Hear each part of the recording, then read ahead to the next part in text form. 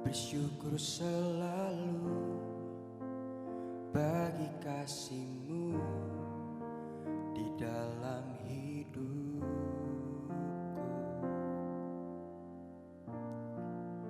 dan takkan ku ragu atas rencana-Mu untuk masa depanku.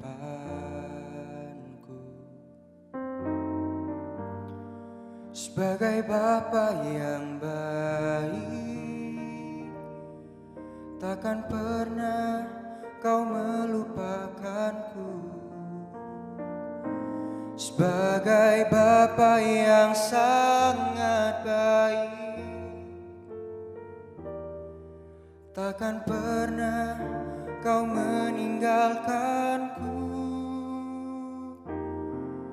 Ku kan menari dan bersuka karena-Mu, oh Yesusku, dan ku kan minum air-Mu bagai rusa rindu selalu.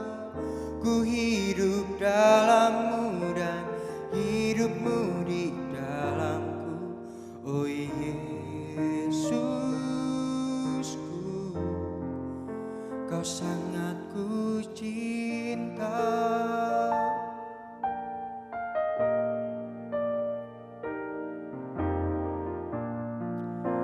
Bersyukur selalu bagi kasih-Mu di dalam hidupku,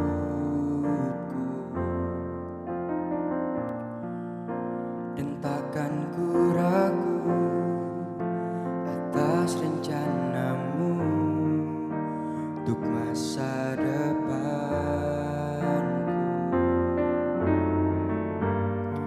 Sebagai Bapa yang baik, takkan pernah Kau melupakanku.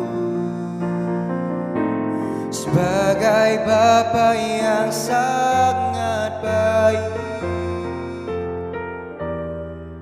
takkan pernah Kau meninggalkanku.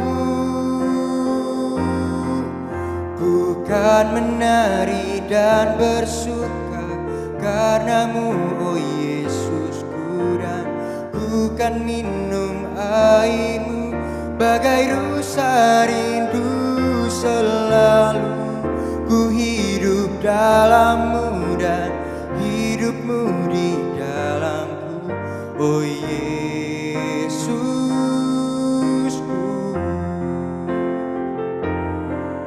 Ku kan menari dan bersuka karena-Mu, oh Yesusku, dan ku kan minum air-Mu bagai rusa rindu selalu. Ku hidup dalam-Mu dan hidup-Mu di dalamku, oh Yesusku, Kau sangat ku cinta.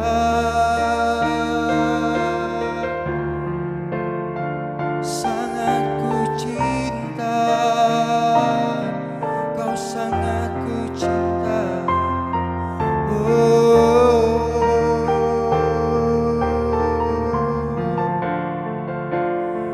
Terima kasih Tuhan buat cinta-Mu padaku.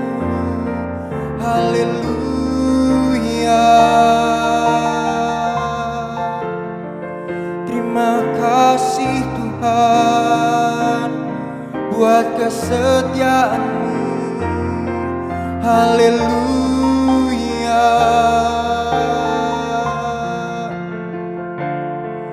Terima kasih Tuhan, ku bersyukur.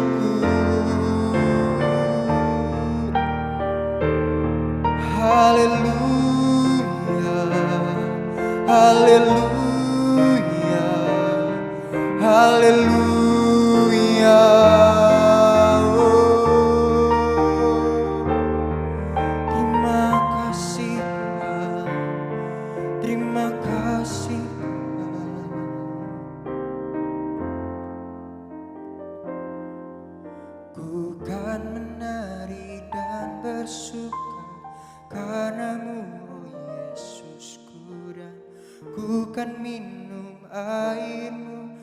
bagai rusa rindu, selalu ku hidup dalammu dan hidupmu di dalamku. Oh Yesusku,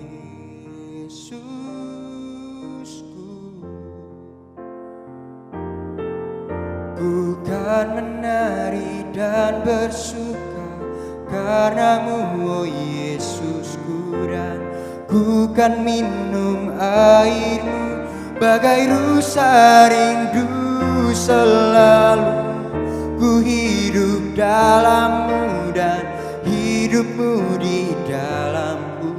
Oh Yesusku, Kau sangat ku cinta.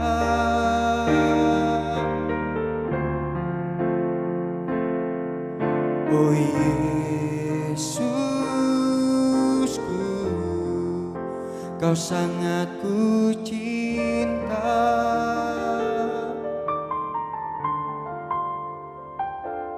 Oh Yesusku, Kau sangat ku cinta.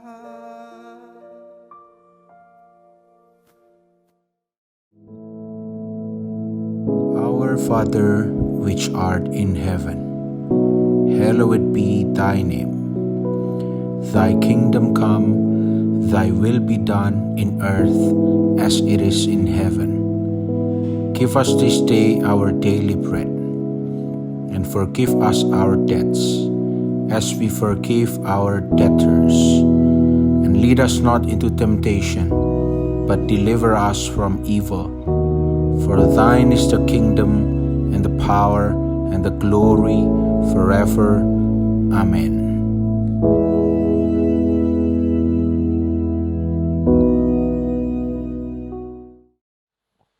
Shalom, puji nama Tuhan, selamat pagi saudara sekalian. Apa kabar saudara hari ini? Saya percaya pasti luar biasa karena kita punya Yesus yang luar biasa. Mari pagi hari ini kita kembali lagi merenungkan kebenaran firman Tuhan. Seperti yang saya katakan di hari Jumat kemarin, bahwa kita akan melanjutkan, kita akan belajar sedikit mengenai janji firman Tuhan yang ada di Filipi pasal yang pertama ayat yang ke-6. Di situ dikatakan bahwa Tuhan itu bukan Tuhan yang stagnan, Tuhan itu adalah Tuhan yang akan melanjutkan karyanya, Dia akan meneruskan karya yang baik, Dia tidak akan berhenti dan puas akan sesuatu yang sudah pernah Dia kerjakan untuk kita. Oleh karena itu, kemarin kita belajar bahwa kita harus terus bersyukur karena kita tahu Tuhan kita akan terus melakukan karya-karya yang ajaib untuk kehidupan kita semua. Nah, untuk itu mari kita lihat bersama-sama dalam pasal yang pertama, Filipi pasal yang pertama ayat yang ke-6. Filipi pasal pertama ayat yang ke-6.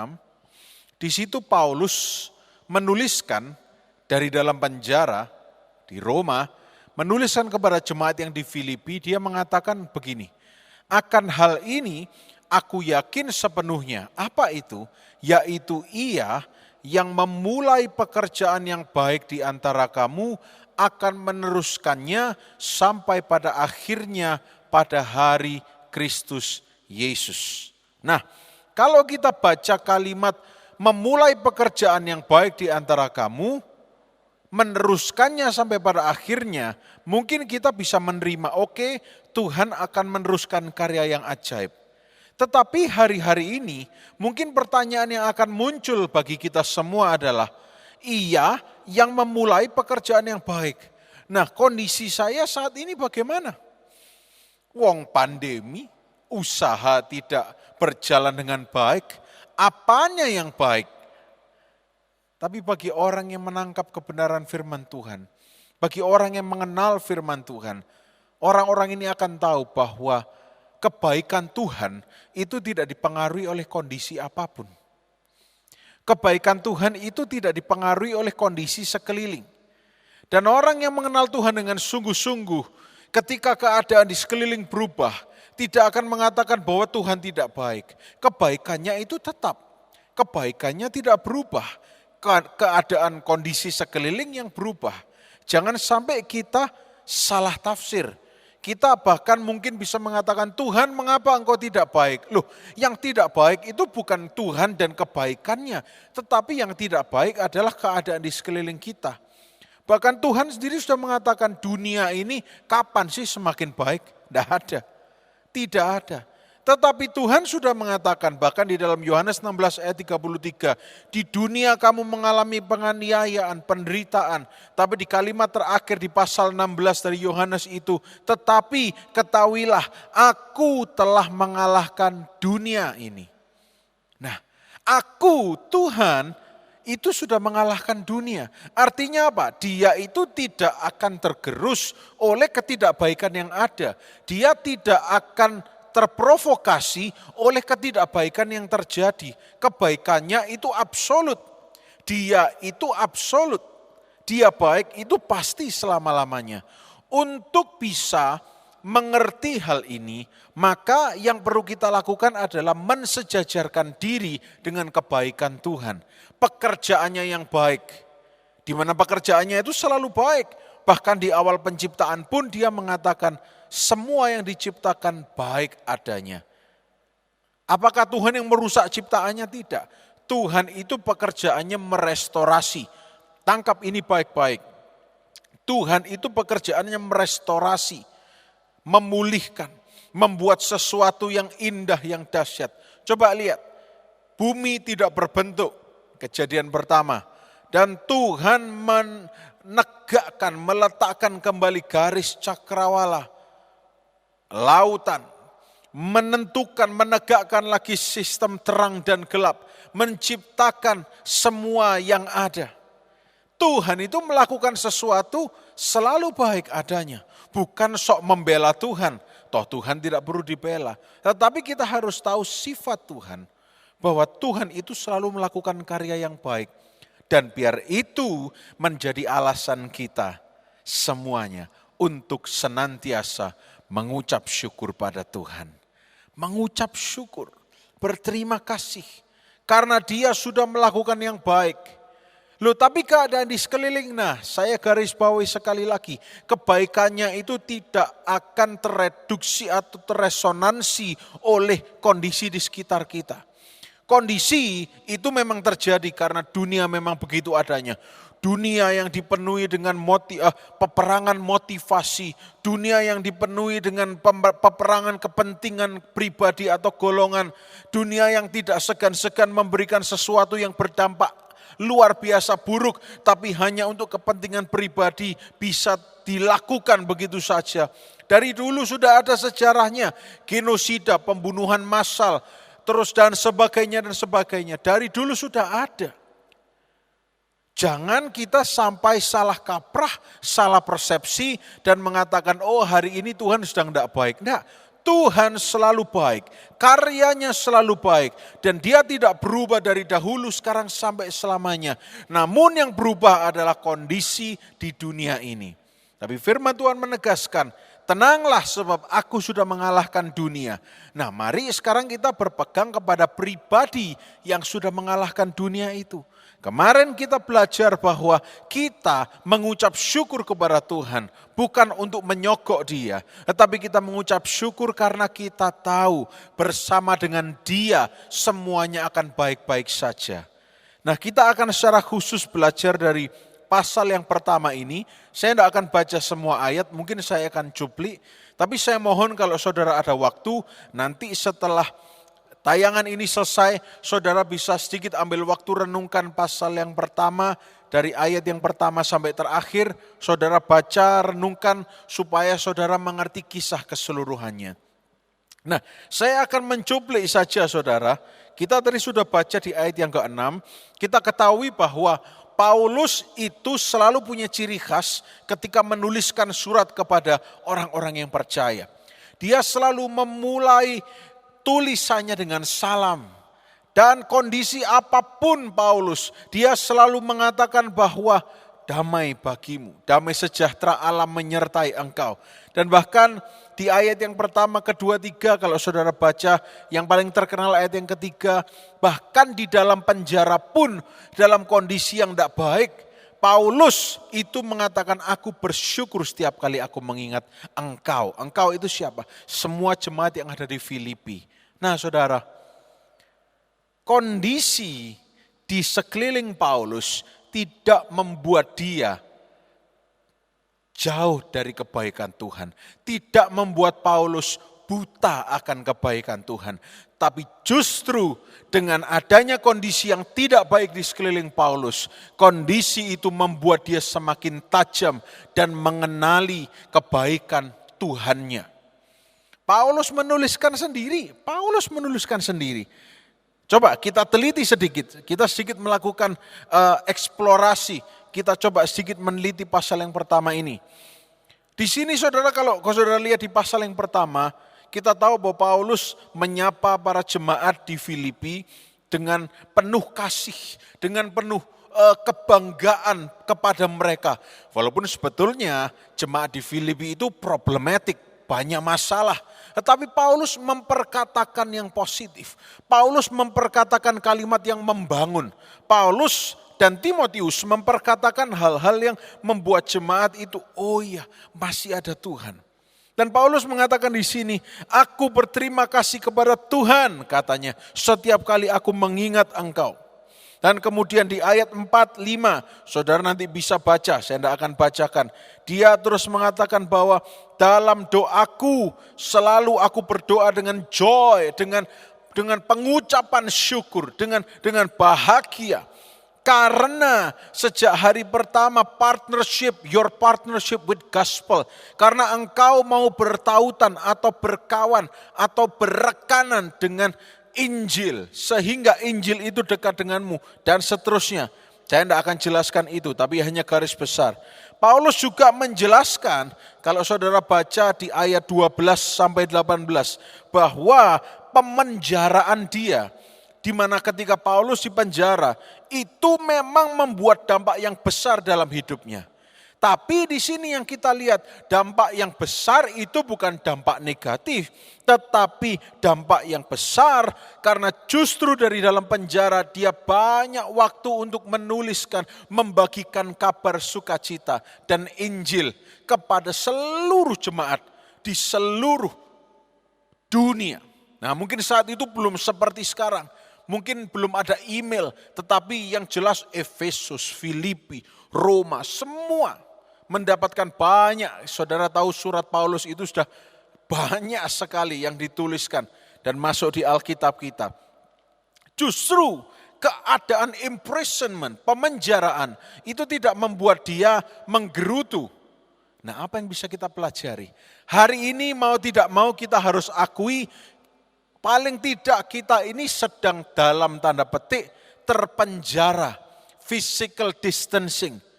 Iblis bisa pakai momen itu, kalau kita buka celah dan kita tidak mengucap syukur, iblis bisa pakai momen itu untuk mengindoktrinasi kita bahwa hidup kita berakhir. Bahwa semuanya akan tambah buruk, apalagi intimidasi dan indoktrinasi iblis bisa juga dilancarkan melalui benda yang kita pegang setiap waktu. Handphone kita, televisi, siaran langsung atau apapun, itu bisa digunakan untuk membuat kita ciut, membuat kita takut. Banyak sekarang yang semakin panik, aduh jangan-jangan vaksinnya begini. Ada lagi yang mengatakan hati-hati loh kalau beli makanan di luar sebab makanan itu bisa menularkan virus. Tadi baru saja saya baca artikel bahwa ternyata yang menularkan virus itu bukan makanannya. Karena makanan itu digoreng dengan matang. Tetapi ada kemungkinan dibungkus makanannya. Karena mungkin tangan yang membungkus itu kurang bersih. Tapi kemungkinan kecil. Dan itu bisa diatasi dengan kita mencuci tangan dan makan ya mungkin pakai piring kita. Atau mungkin kita bersihkan. Dan yang jelas tadi dikatakan jangan disinfektan makanannya, jangan disemprot. Nanti justru makanannya yang jadi beracun untuk kita. Karena itu bukan untuk dikonsumsi. Nah, begitu paniknya orang ketika mendengar berita apapun. Nah, tapi saudara, saya bersyukur saya punya banyak sekali mentor, saya punya banyak sekali rekan-rekan hamba Tuhan. Dan ketika justru dalam kondisi-kondisi seperti ini, kemarin saya menyempatkan diri untuk bisa sharing sesuatu yang menguatkan. Ya, kemarin saya tanya kepada ahli gizi dan penginjil di gereja kita, Gereja Allah Baik. Saya tanya, Pak Yones Sunardi, makanan apa yang kira-kira yang dekat dengan kita dan bisa dibeli, yang bisa membuat kita tetap aman dari dalam ya, bisa tetap aman, katakanlah bahasa agak kasarnya adalah anti COVID, dan diberikan, oh makanan ini, buah ini dengan ini, jeruk dengan lemon, jeruk dengan stroberi, sebelum makan siang, dan setelah makan pagi, dan setelah itu bisa kasih ini juga. Nah itu yang dibagikan, itu menguatkan, itu membukakan mata, benar karena itu diteliti dengan ilmu. Jangan yang dibagikan berita-berita yang tidak benar. Hati-hati, ada video yang dipotong-potong, bahwa ini ada berita begini, ada jangan mau, mau enggak ya sebaiknya divaksin enggak ya, itu bukan urusan kita. Urusan kita hanya percaya, kita nantikan Tuhan berkarya, karena vaksin itu hanya alat, tapi yang menyembuhkan itu Tuhan. Jadi di sini saya tidak akan bilang ya atau tidak, tetapi Tuhan bertahta. Tuhan mengerti semuanya dan Tuhan akan mengatur semuanya.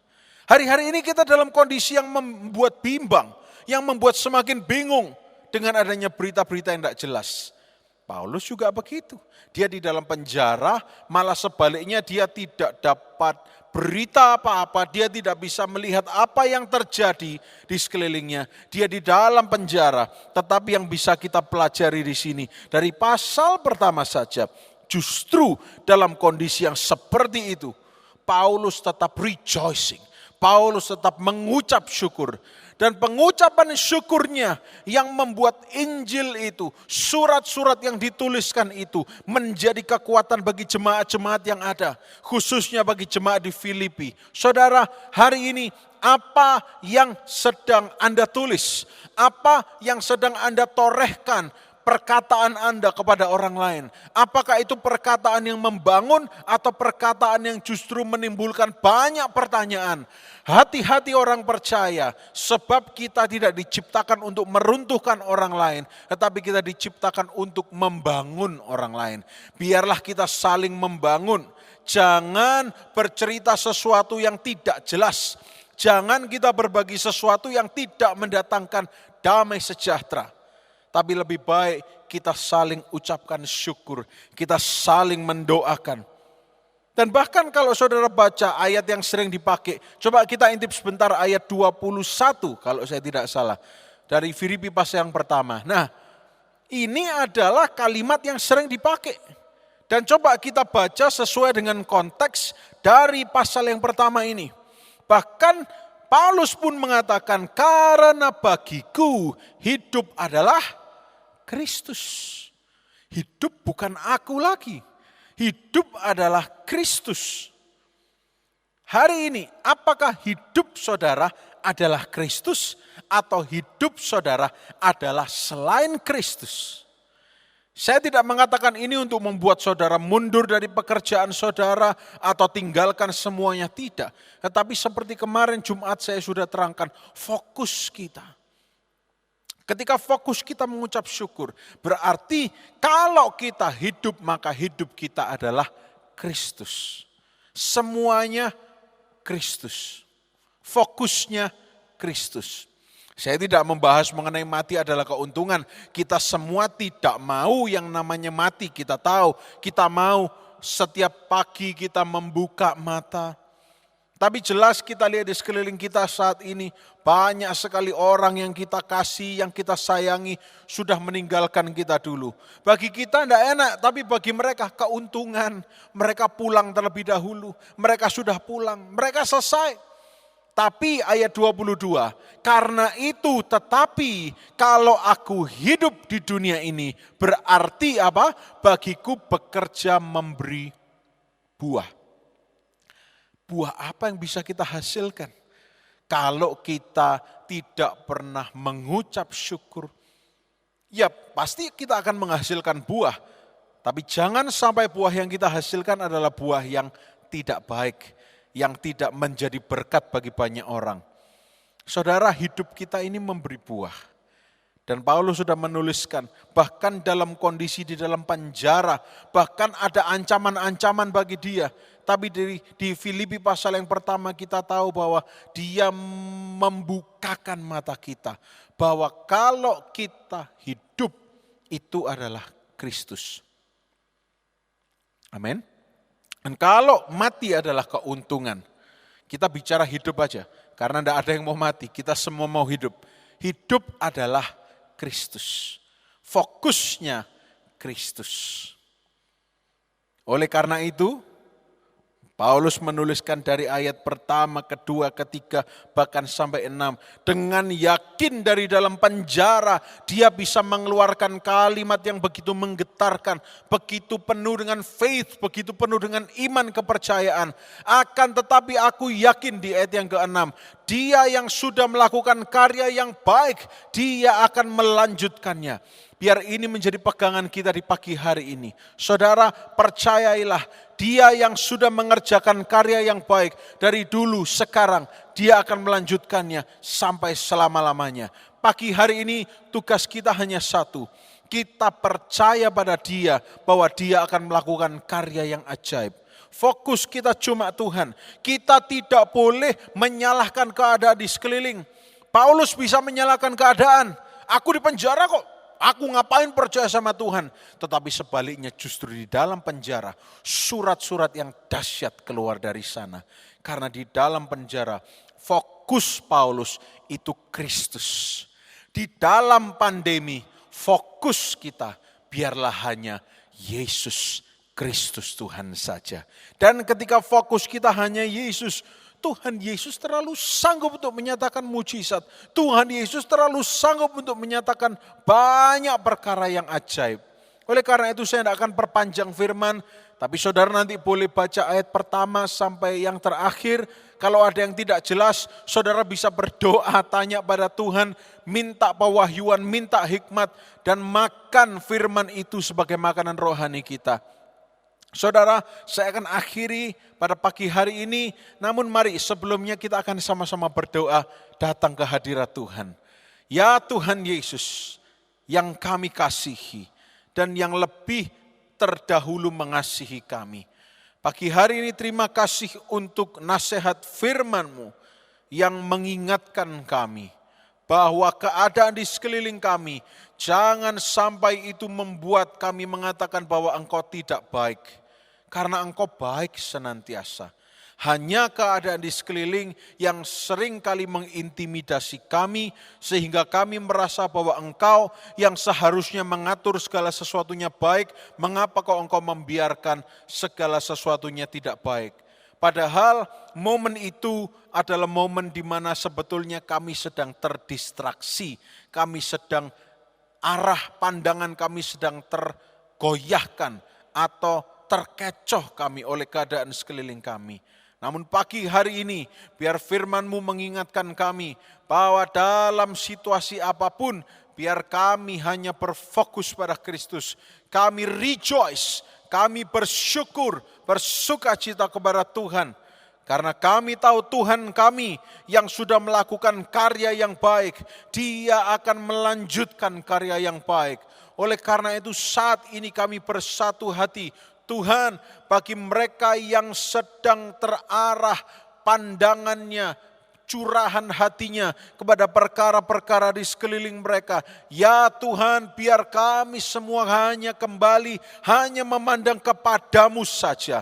Karena dengan memandang kepadamu, kami bisa advance, kami bisa maju lebih lagi, kami tidak stagnan. Terima kasih untuk nasihat firman-Mu dan biar Engkau Adonai Rofecha menyembuhkan kami, bilur-bilur-Mu dan darah-Mu membasuh kami dari segala sakit, penyakit, ketidaksempurnaan tubuh, dan kami semua sudah dipulihkan. Terima kasih untuk pagi hari ini, hari yang baru. Kami percaya penyertaan-Mu baru, sukacita-Mu baru, dan berkat-Mu baru seperti embun pagi bagi kami semua. Terima kasih, kami bersyukur biar berkat rahmat damai sejahtera sukacita-Mu menyertai kami. Sepanjang hari ini kami semua sehat, diberkati, dibungkus dengan darah Yesus. Apapun yang kami lakukan Tuhan buat berhasil. Dalam nama Tuhan Yesus Kristus. Haleluya, haleluya. Amin. Selamat pagi, Tuhan Yesus memberkati.